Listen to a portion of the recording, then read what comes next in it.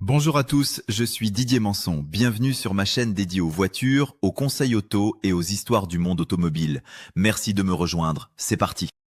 Aujourd'hui, je vais vous montrer comment remplacer des segments de piston sans brûler les étapes, sans abîmer le moteur et surtout sans remonter une pièce au hasard en espérant que ça tienne. Dans cette vidéo, je vais partir d'un cas très concret. Un moteur qui consomme de l'huile, qui fume bleu, qui manque de compression ou qui a été ouvert pour une réfection. Je vais vous expliquer ce que je contrôle, ce que je mesure, ce que je nettoie et pourquoi je ne remonte jamais des segments neufs à l'aveugle. Le piège avec les segments, c'est que ce sont de petites pièces très simples en apparence, mais si on les monte mal, le moteur peut démarrer, tourner quelques minutes, puis recommencer à fumer, perdre de la puissance, rayer un cylindre ou casser un segment. Restez bien jusqu'à la fin parce que je vais aussi vous parler des erreurs qui coûtent cher, celles qu'on ne voit pas toujours au premier démarrage, mais qui reviennent après quelques centaines de kilomètres. Avant de toucher au moteur, je commence toujours par confirmer pourquoi je veux remplacer les segments. Les segments de piston assurent l'étanchéité entre le piston et la paroi du cylindre. Ils retiennent la compression au-dessus du piston, ils contrôlent le film d'huile sur la chemise et ils évitent que les gaz de combustion descendent dans le carter.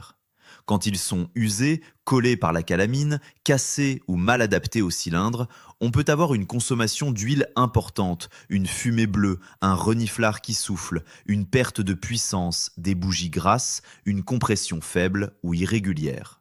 Je ne remplace donc pas les segments simplement parce que le moteur a de l'âge. Je veux comprendre l'état général du moteur, car des segments neufs dans un cylindre ovalisé, glacé, rayé ou hors cote ne feront pas de miracle. Cette réparation doit se préparer avec méthode. Je commence par travailler proprement.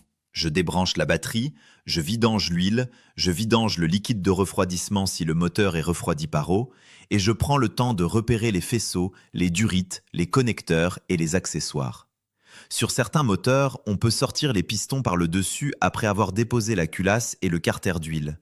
Sur d'autres, l'accès est tellement compliqué qu'il vaut mieux sortir le moteur du véhicule. Je ne force jamais une méthode universelle, parce que chaque moteur a ses particularités. Ce qui ne change pas, c'est la logique de démontage. Je veux accéder à la culasse, au carter inférieur, aux bielles et aux pistons, tout en gardant un repérage impeccable. Chaque chapeau de bielle doit retourner sur sa bielle, dans son sens, avec ses coussinets contrôlés. Chaque piston doit être identifié, chaque cylindre doit être mesuré et chaque pièce doit être protégée de la poussière. Une fois les périphériques déposés, je retire la culasse en respectant l'ordre de desserrage recommandé pour éviter de la voiler, surtout sur une culasse en aluminium. Je garde les vis de culasse à part, car beaucoup de moteurs utilisent des vis à allongement qui ne doivent pas être réutilisées. Dès que la culasse est enlevée, j'observe le dessus des pistons et l'état des cylindres. Je regarde s'il y a une différence de couleur entre les chambres, des dépôts anormaux, des traces de liquide de refroidissement, des points de chauffe, une calamine excessive ou une marque verticale sur la paroi. Une rayure profonde peut indiquer un segment cassé ou un corps étranger. Un cylindre très brillant comme un miroir indique souvent un glaçage qui empêchera les segments neufs de se roder correctement. À ce stade, je ne nettoie pas encore comme un fou. Je regarde d'abord, car les traces racontent l'histoire du moteur. Ensuite, je passe sous le moteur pour déposer le carter d'huile. Je fais attention aux vis cachées, aux joints collés, aux crépines et aux déflecteurs. Une fois le carter retiré, j'inspecte ce qu'il contient. Des morceaux métalliques, des fragments de segments, une pâte noire très épaisse, des paillettes brillantes ou des débris de coussinets sont des signaux importants. Je dépose ensuite la pompe à huile ou la crépine si elle gêne l'accès au chapeau de bielle.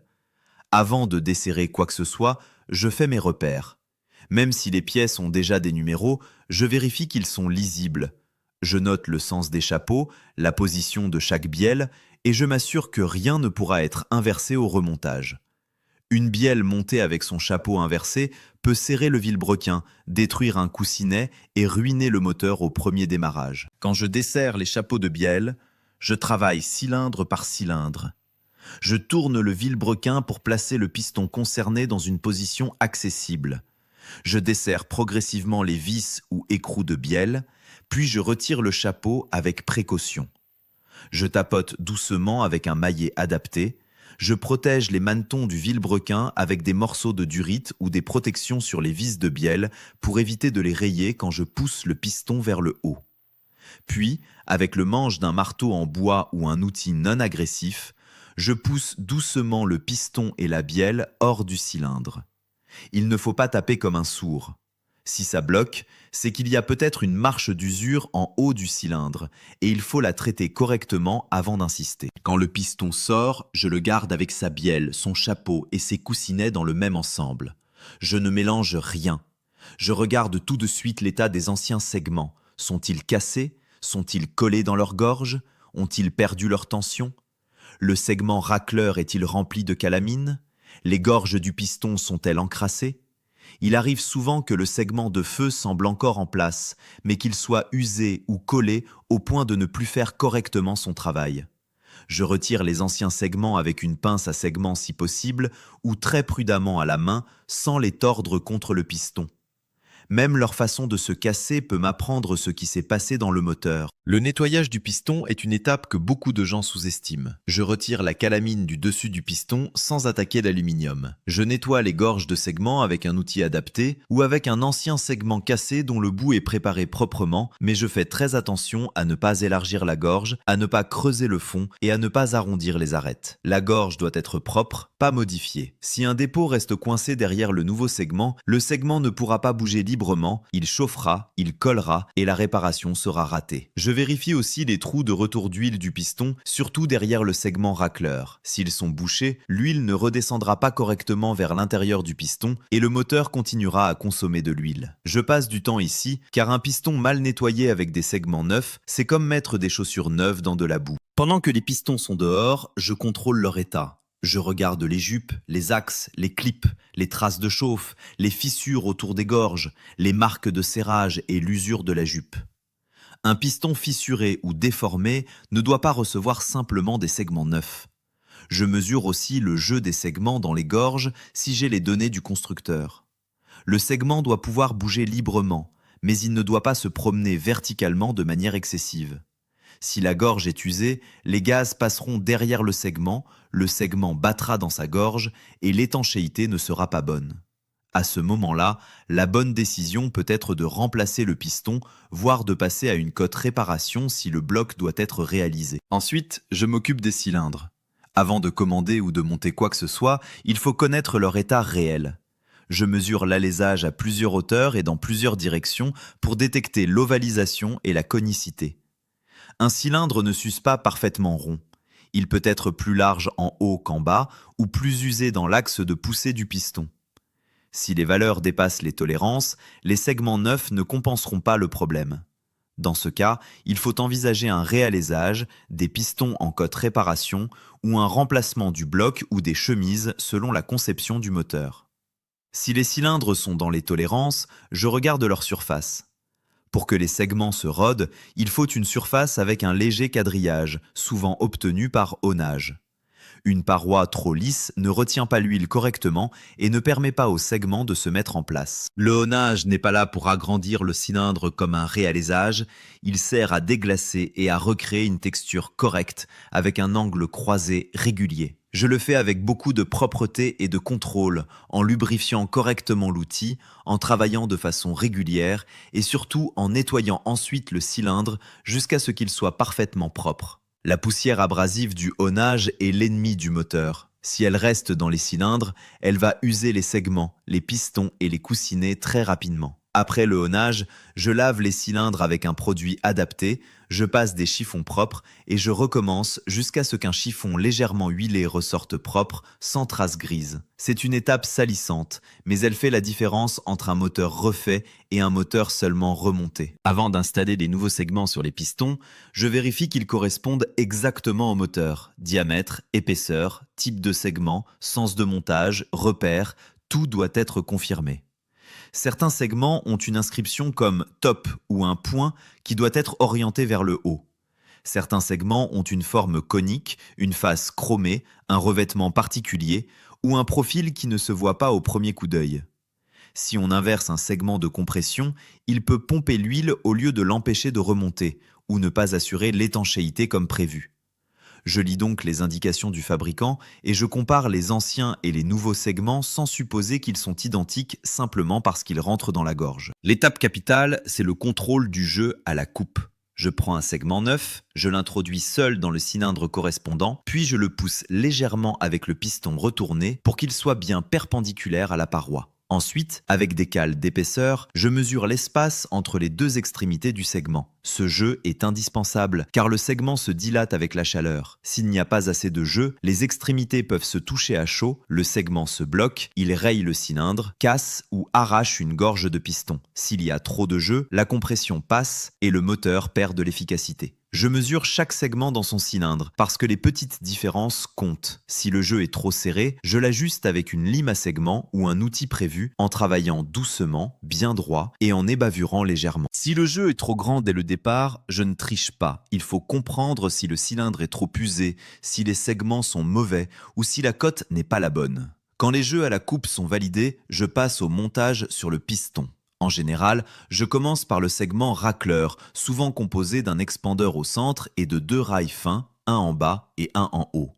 L'expandeur ne doit pas se chevaucher à ses extrémités, car sinon il crée une surépaisseur et le racleur ne fonctionne pas correctement. Je place ensuite les rails avec douceur, sans les tordre, en évitant de les faire tourner violemment dans la gorge. Ensuite, je monte le deuxième segment de compression, puis le segment de feu. Je respecte le sens de chaque segment. Je n'étire jamais un segment plus que nécessaire, car même un segment neuf peut être déformé si on l'ouvre trop. Le but est que chaque segment soit dans sa gorge, libre, propre, orienté correctement et sans contrainte anormale. Je positionne ensuite les coupes des segments. On entend parfois dire qu'il suffit de les mettre à 120 degrés les unes des autres, et c'est souvent l'idée générale, mais je préfère suivre la recommandation du fabricant du moteur ou du jeu de segments. Ce qui est important, c'est de ne pas aligner les coupes, de ne pas placer une coupe dans une zone défavorable, comme l'axe de piston si le constructeur l'interdit, et de comprendre que les segments peuvent légèrement tourner en fonctionnement. La position initiale reste importante pour le premier démarrage et le rodage. Je répartis donc les coupes de manière cohérente. Je vérifie que l'expandeur du racleur n'est pas chevauché et je fais tourner doucement les segments dans leur gorge pour sentir qu'ils ne coincent pas. Avant de remettre le piston dans le cylindre, je prépare la bielle et les coussinets. Si les coussinets sont usés, marqués ou si le moteur a beaucoup de kilomètres, je ne fais pas semblant de ne pas les voir. Tant que le moteur est ouvert, c'est le bon moment pour contrôler les jeux, l'état du vilebrequin et la propreté des passages d'huile. Les coussinets doivent être propres, bien positionnés, avec leurs ergots à leur place et les portées ne doivent pas recevoir de poussière. Je lubrifie les surfaces selon la méthode choisie, souvent avec de l'huile moteur propre ou une graisse de montage adaptée. Je lubrifie aussi légèrement le piston, les segments et la paroi du cylindre, mais je n'inonde pas tout au point d'empêcher le rodage. Il faut un film protecteur, pas une flaque d'huile qui masque les problèmes. Pour réintroduire le piston, je vérifie son sens. La plupart des pistons ont une flèche, une encoche ou un repère qui indique l'avant du moteur. Les bielles peuvent aussi avoir un sens, et les chanfreins côté vilebrequin ne sont pas là par hasard. Je place le vilebrequin de manière à recevoir la bielle sans forcer. J'installe un compresseur de segments autour du piston, je le serre de façon uniforme et je m'assure que les segments sont bien rentrés dans leur gorge. Le bas du compresseur doit être bien plaqué sur le bloc. Si un segment accroche le bord du cylindre, il peut casser immédiatement. Je tapote donc le piston doucement avec le manche d'un marteau ou un outil adapté, jamais avec violence. Le piston doit descendre progressivement. Si je sens une résistance brutale, j'arrête, je ressors, je contrôle. Forcer à ce moment-là, c'est souvent casser un segment neuf sans s'en rendre compte. Quand la bielle arrive sur le maneton du vilebrequin, je guide son mouvement pour ne pas rayer la portée. Je remets le chapeau de bielle dans son sens d'origine, avec ses coussinets correctement placés, puis je serre à la main avant d'appliquer le couple de serrage et l'angle si le constructeur le demande. Ici, il n'y a pas de valeur universelle à inventer. Chaque moteur a ses spécifications. Je respecte le couple, la lubrification des filetages si elle est prévue et le remplacement des vis si elles sont à usage unique. Après le serrage, je vérifie que le vilebrequin tourne librement.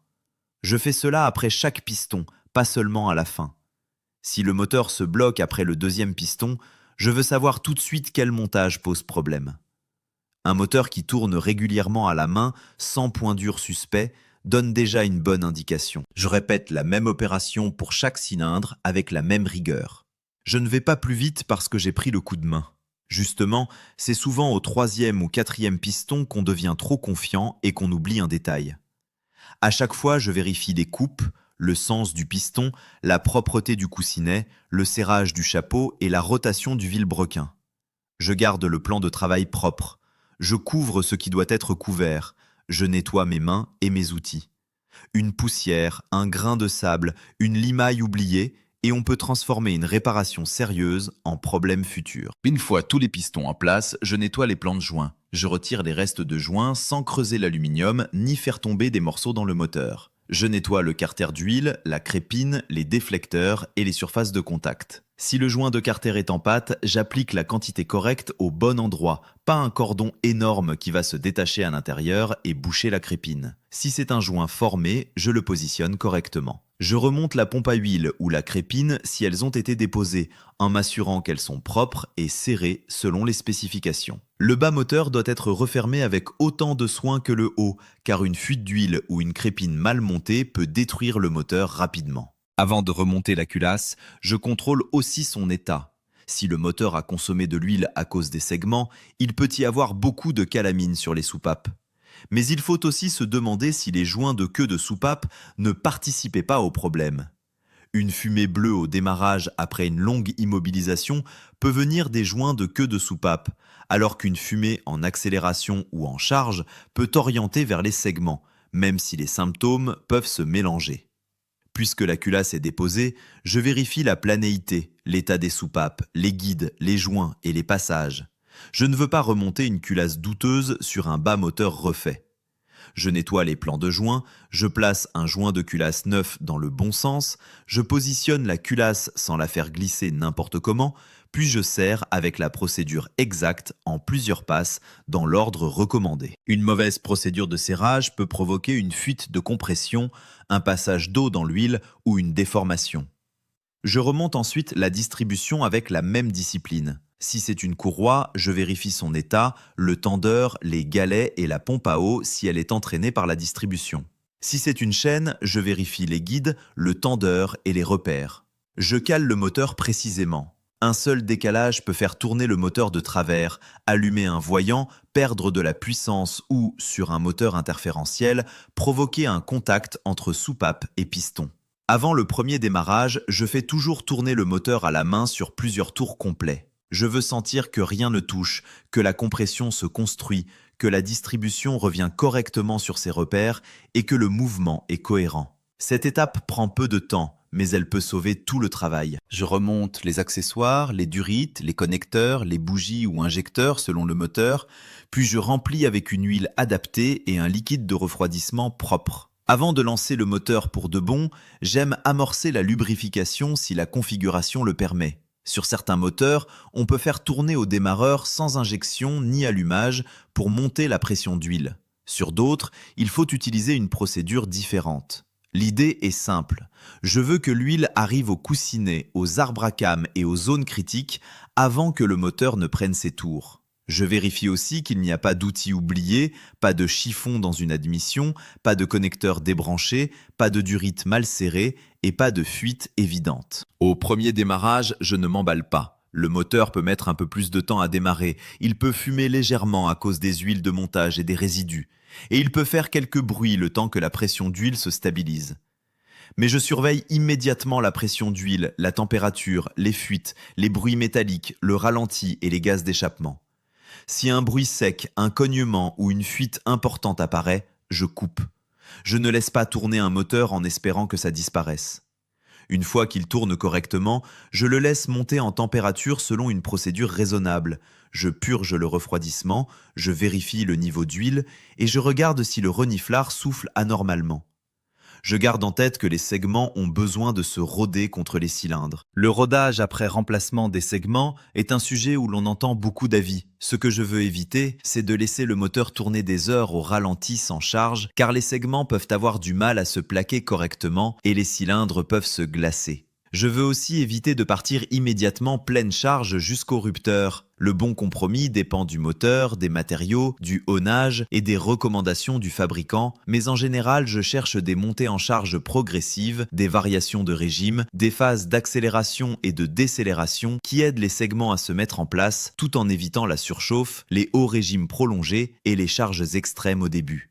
Je surveille les niveaux souvent, je vérifie les fuites et je prévois une vidange rapprochée après la première période de fonctionnement pour éliminer les résidus de rodage et les contaminations possibles. Les erreurs les plus fréquentes, je les vois souvent. Monter des segments neufs sans mesurer le cylindre, oublier le jeu à la coupe, mal orienter un segment avec un repère top, casser un rail de racleur, faire chevaucher l'expandeur, nettoyer les gorges à moitié, laisser de la poussière de honnage ou négliger le reste du moteur comme les coussinets, la pompe à huile, la culasse, les joints de queue de soupape et la ventilation de carter.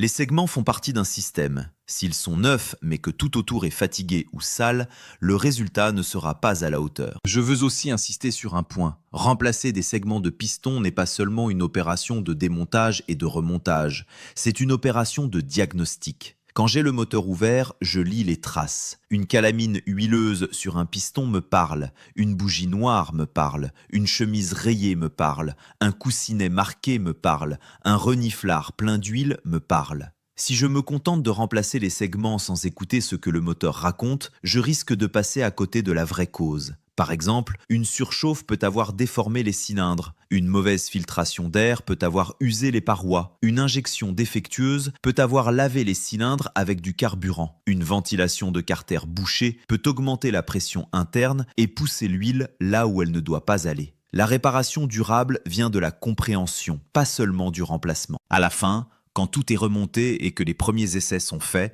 je fais un contrôle complet. Je vérifie les niveaux à froid, puis à chaud. Je regarde sous le véhicule, je contrôle la couleur des fumées, je surveille la température, je fais un essai routier progressif en écoutant le moteur et en variant les régimes. Je ne cherche pas seulement à savoir si la voiture roule, je veux savoir si le moteur respire mieux, s'il reprend correctement, si la compression semble revenue, si la consommation d'huile se stabilise et si le carter ne souffle plus anormalement. Après quelques kilomètres, je recontrôle les fuites et les niveaux. Après une période de rodage, je peux refaire un test de compression ou un test d'étanchéité pour confirmer le résultat. Une réparation réussie, ce n'est pas seulement un moteur qui démarre, c'est un moteur qui reste propre, stable et fiable après usage. Voilà comment je remplace des segments de piston avec une approche sérieuse. Il faut du temps, de la propreté, des mesures, les bons outils et surtout l'humilité de s'arrêter quand quelque chose n'est pas normal. Ce n'est pas l'opération la plus rapide sur un moteur, mais c'est une de celles qui peuvent redonner une vraie santé mécanique si elle est faite correctement. Si vous retenez une chose de cette vidéo, retenez ceci. Les segments neufs ne pardonnent pas un cylindre mal préparé, une gorge sale, un mauvais jeu à la coupe ou un montage approximatif. Chaque détail compte, du premier repère de démontage jusqu'au rodage final. Moi, c'est Didier Manson, j'espère que ce guide vous aura aidé à comprendre non seulement les gestes, mais aussi la logique derrière chaque geste. Et je vous dis à très bientôt pour une nouvelle vidéo mécanique sur la chaîne.